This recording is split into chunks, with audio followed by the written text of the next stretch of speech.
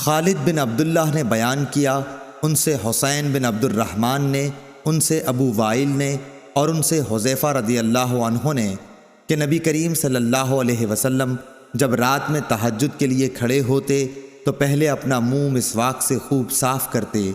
صحیح بخاری حدیث نمبر 1136۔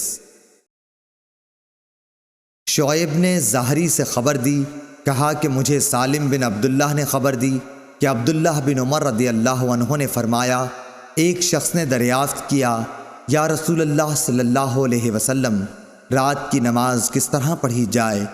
آپ صلی اللہ علیہ وسلم نے فرمایا، 2 رکعت، اور جب طلوع صبح ہونے کا اندیشہ ہو تو 1 رکعت وتر پڑھ کر اپنی ساری نماز کو طاق بنا لے۔ صحیح بخاری حدیث نمبر 1137۔ یحییٰ بن سعید قطان نے بیان کیا، ان سے شعبہ نے کہا کہ مجھ سے ابو حمزہ نے بیان کیا اور ان سے ابن عباس رضی اللہ عنہ نے کہ نبی کریم صلی اللہ علیہ وسلم کی رات کی نماز 13 رکعت ہوتی تھی۔ صحیح بخاری حدیث نمبر 1138۔